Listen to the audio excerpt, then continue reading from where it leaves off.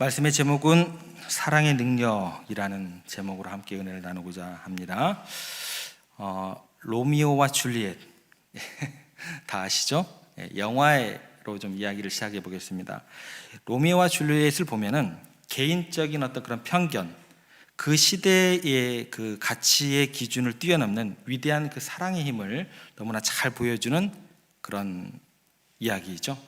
그래서 그 로미오와 줄리엣에 나오는 그 독백, 영화에 나오는 그 독백을 보면 본질하고 비본질이 무엇인지 분간할 수 있는 통찰력, 다른 통찰력이 아니고 사랑을 통해서 본질하고 비본질이 어떤 것인지 우리들에게 알려주는 그런 통찰력을 우리에게 보여주는 어떤 가장 대표적인 작품이 로미오와 줄리엣이다라는 것입니다. 줄리엣이 하는 말 중에 이런 말이 있습니다. 영화 그 독백 중에 우리들이 장미라고 부르는 있는 저 꽃의 이름이 아무리 바뀌어도 향기로운 꽃향기에는 변함이 없어요. 질문 하나 드리겠습니다. 여러분들은 장미꽃의 모양과 향기라는 그 실체가 더 중요하세요? 아니면 장미라는 그 이름이 더 중요하세요? 어떤 게 더 중요하세요? 실체요? 장미라는 꽃의 그 모습, 또 외형, 또 그 향기, 그게 더 중요하지 않으세요? 장미가 뭐 이름이 갑자기 할미꽃으로 바뀐다고 해서 그게 뭐 채송화로 바뀐다고 해서 장미의 그 빨간 장미의 어떤 그 뭐라 그럴까 열정, 또 뭘까요? 그 향기가 사라지는 것은 아니잖아요. 여러분들 지난주에 임직 예식 때문에 그 입구에 우리 로비에 있었던 그 꽃에서 향기가 나는 거 맡고 들어오셨어요?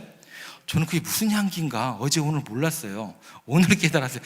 이 꽃향기구나. 굉장히 은은하고 좋더라고요. 특히 새벽에 정말 좋더라고요. 꽃의 이름보다도 꽃의 향기하고 그 모습 자체가, 색깔, 그 모습 자체가 훨씬 더 중요하다는 것입니다. 실체와 허상을 분별하는 능력이 어쩌면 이렇게 사랑하는 사이에서만 가능한지 모르겠습니다. 그 시대 어느 누구도 로미오와 줄리엣의 사랑을 해서는 안 될 사랑으로 다 금지시켰거든요. 근데 그 둘이 사랑하다 보니까 이름 따위는 중요해요, 안 중요해요? 안 중요하다라는 거예요. 가문 따위는 중요하지 않더라는 거예요.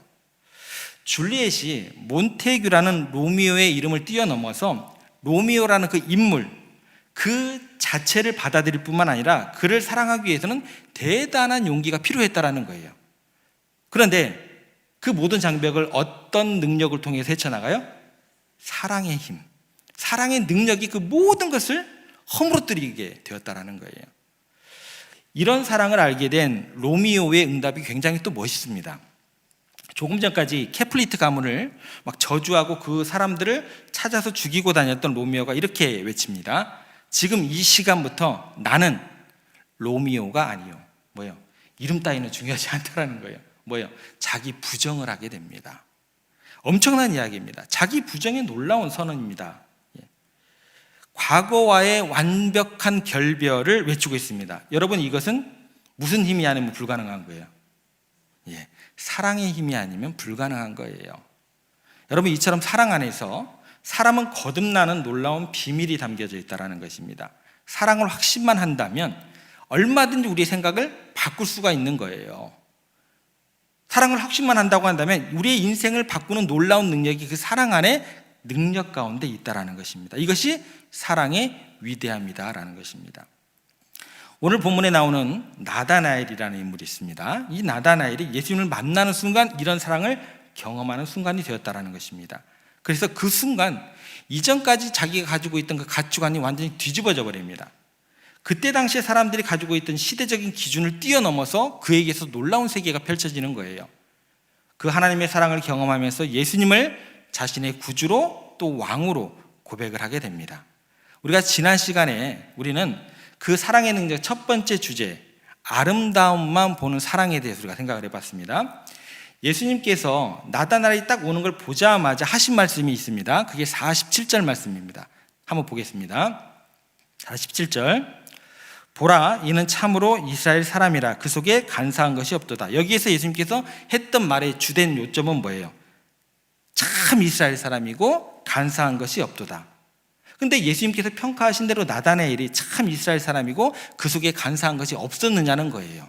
그렇지 않았다라는 거예요. 46절 가보겠습니다. 나다나엘이 이르되 나사렛에서 무슨 선한 것이 날 수 있느냐? 빌립이 이르되 와서 보라 하시니. 이 말씀을 볼 때 나다나엘은 선한 것이 가득한 사람이 아니었어요. 나다나엘이라는 사람은요, 사람들을 평가할 때 딱 중요한 거 딱 한 가지였습니다. 출신 지역이 어디였나 라는 거예요. 나다나엘은 그 사람의 가능성은 중요하지 않았습니다. 출신 성분에 따라서 지독한 편견을 가지고 그 사람을 차별 대우했던, 간사한 것이 모든 것이었던 사람이었다라는 거예요. 그래서 그 친구가 뭐라고 그래요? 빌립이 여러 가지 방법으로 나다나엘을 설득을 하려 합니다. 제발 좀 편협한 생각 좀 깨뜨려라. 그렇게 속 좁은 어떤 그런 생각 가지고 살아가지 마라 라고 빌립이 설득을 해 나갑니다. 나다나엘을. 45절 가보겠습니다. 모세가 율법에 기록하였고 여러 선지자가 기록한 그 일을 우리가 만났으니 요셉의 아들 나사렛 예수니라. 첫 번째 설득하는 작업이 뭐예요? 모세가 율법에 기록하였고 여러 선지자가 기록한 그 일아. 하나님의 말씀으로 설득을 합니다. 야, 하나님의 말씀은 나다나엘이 좀 자기의 생각을, 고집을 꺾겠지? 꺾어요, 안 꺾어요? 안 꺾어요. 그 다음 하는 작업이 뭐예요? 성경뿐 아니라 그 뒤에 보면 우리가 만났다. 성경의 이야기로 그친 게 아니고 내가 직접 봤다니까?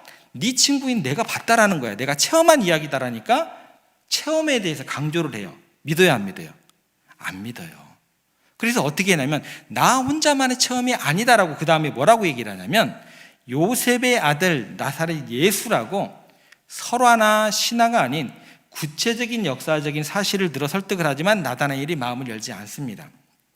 그러니까 종합해보면 이거예요. 종합 선물 세트예요. 하나님의 말씀도 안 믿죠. 가장 친한 친구의 체험도 안 믿죠. 역사적인 사실 많은 사람들이 경험했고 그 사람이다라고 이야기를 하는데도 나사렛 출신이라는 그 이유 하나 때문에 사람들을 철저하게 외면했던 사람이었다라는 거예요. 여러분 같으면 그 사람이 내 옆에 있어요. 그러면 그 사람을 어떻게 평가할 것 같습니까? 제가 그렇게 세 가지를 들어서 내 친구에 대해서 설득을 했어요. 그런데도 어지간히 고집불통이에요. 그러면 여러분들 같으면 옆에 있는 친구를 한 대 쥐어 받겠죠. 어지간해라. 네 고집대로 살아라. 네. 그러지 않을까요? 어떻게 평가했을 것 같습니까?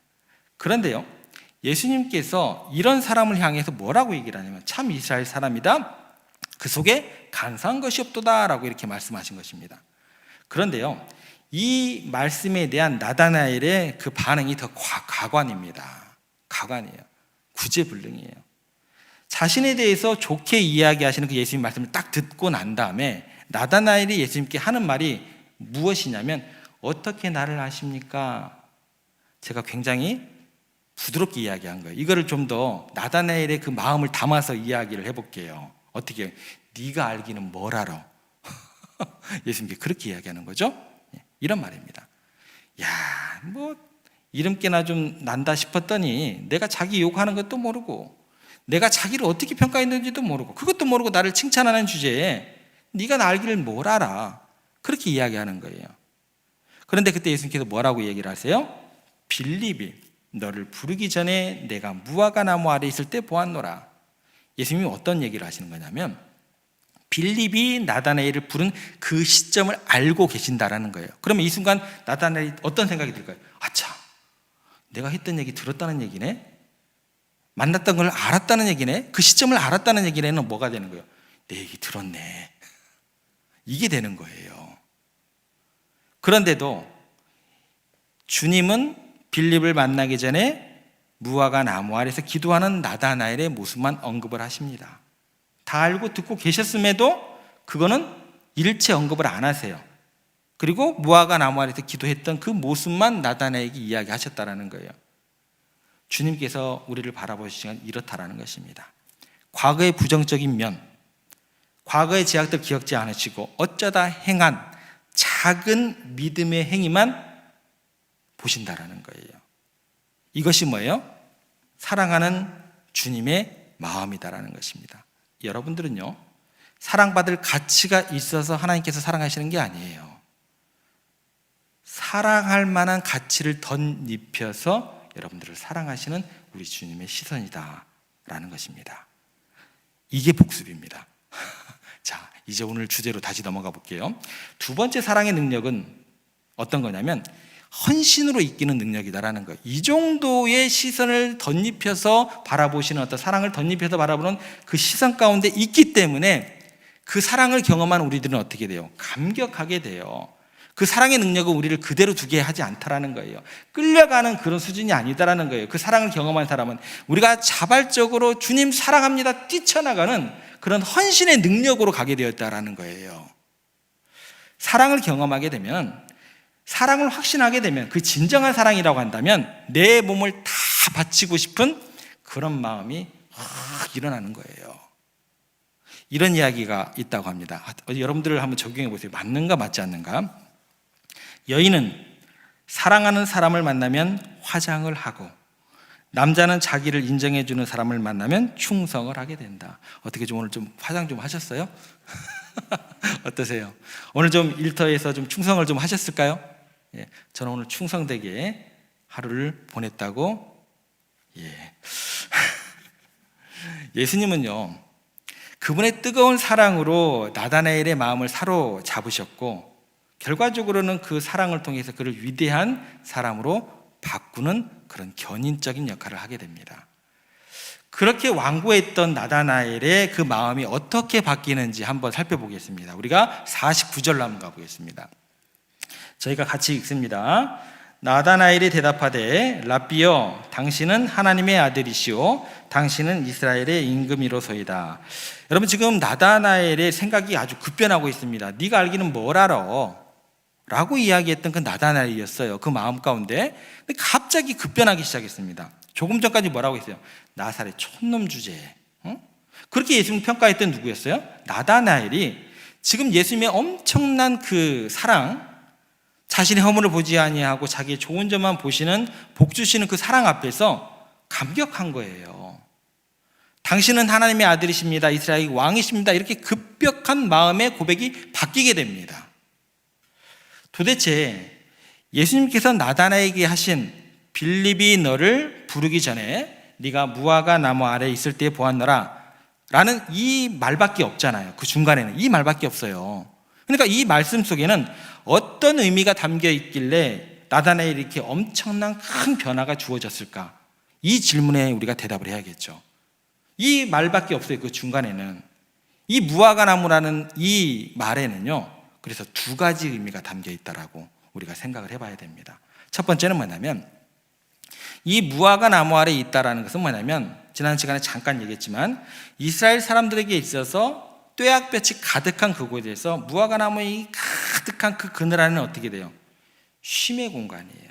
시원한 곳이에요. 그 그늘 아래 피해서 그곳에서 자기들의 평안을 위해서 묵상하고 고대하는 곳이에요. 그들에게서 평안한 시대는 언제일까요? 누가 와야 그들에게서 평안이 주어지는 거예요? 메시아. 그곳에서 그들이 기다리는 어떤 그 묵상의 내용은 뭐예요? 메시아를 고대하는 특별한 장소가 어디예요? 무화과 나무 아래였다는 것입니다. 그곳에서 자기의 민족이 지금 로마의 압제 가운데 있는데 자기들을 해방시켜줄 메시아를 보내달라고, 왕 같은 메시아를 보내달라고 하나님께 기도하는 장소가 어디예요? 무화과 나무 아래다라는 거예요. 그런데 예수님께서 그건 내가 봤다라고 말씀하셨다라는 거예요. 말씀을 묵상하고 기도하는 그곳에서 나의 은밀한 기도를 듣고 계신 분이라면 다른 사람은 못 들었을 거 아니에요. 은밀한 기도를 듣고 계신 분이라면 나다나엘에게 있어서 지금 이 순간 그렇게 그리워했던 하나님의 현현한 모습이, 나의 은밀한 기도를 들으시는 그 분이 누구예요? 예수님인 걸 깨닫게 되는 거예요. 메시아라는 고백이 나올 수밖에 없다라는 거예요. 그게 첫 번째입니다. 그게 첫 번째 이유예요. 두 번째 이유는요, 이 무화과 나무 아래에 있는 어떤 그들의 어떤 이스라엘 백성들의 삶의 모습이 담겨져 있는 의미가 있습니다. 이스라엘 사람들은요, 아기들을 무화과 나무에서 이렇게 잘 키운다고 합니다.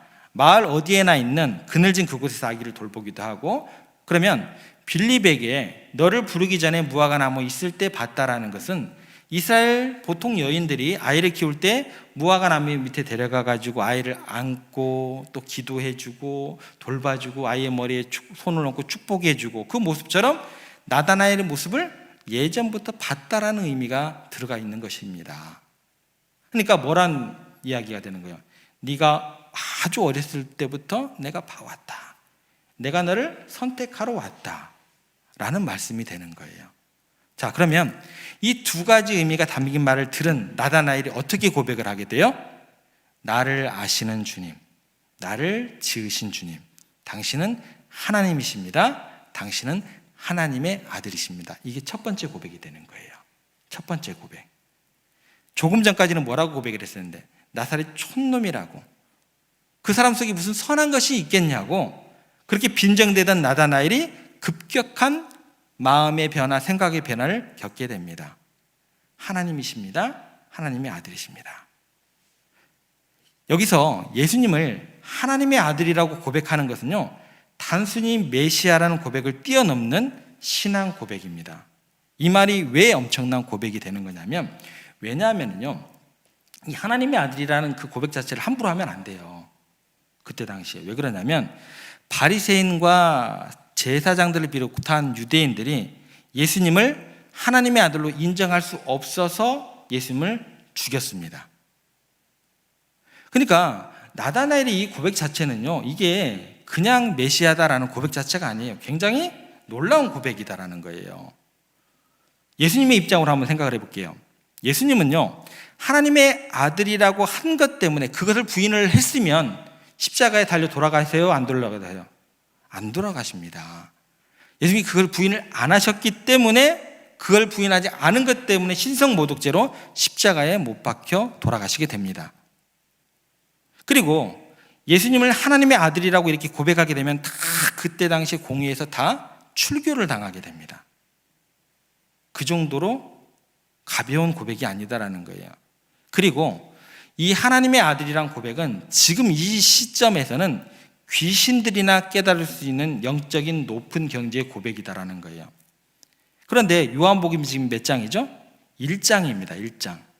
1장에서 나다나엘이 하나님의 아들이십니다라는 엄청난 고백을 하게 됩니다. 그래서 이거를 뭐라고 얘기하냐면 고기독론적 신앙 고백이다라고 이야기를 해요. 그러니까 나사렛에서 무슨 선한 고백이 날 수 있느냐라고 했는데, 그 예수님이 바로 하나님이십니다. 예수님을 하나님과 동등됨의 시각으로 바라보는 엄청난 고백을 나다나엘이 하는 거예요. 제자들은요, 한참 뒤에요. 베드로도 한참 뒤에 합니다. 마가복음을 딱 반절로 쪼개보면 마가복음이 16장이거든요. 8장 정도 가야 베드로의 고백이 나와요. 근데 여기는 뭐예요? 요한복음 1장인데 나다나엘이 고백을 하게 되는 것입니다. 나다나엘의 이 고백이 더 놀라운 것은 이 후의 고백이 같이 따라오기 때문에 그래요. 하나님의 아들이라 라는 이 고백에서 멈추지 않았기 때문에 나다나엘의 고백이 더 위대한 것입니다. 나다나엘이 예수님을 향해서 한 가지 말을 더 붙이죠. 그 뒤에 뭐라고 나와요? 당신은 이스라엘의 왕입니다 라는 말을 추가하고 있다는, 이 말의 고백이 따라왔기 때문에 나다나엘의 고백은 더 위대한 거예요. 왜 그런가 설명을 드릴게요. 굉장히 아름다운 고백이 되는 것입니다. 하나님의 아들이 예수님의 신성에 대한 고백이라고 한다고 한다면, 여러분들이 생각하기에 이스라엘 왕이라는 말은 어떤 것에 대한 고백이라고 생각이 되어지세요?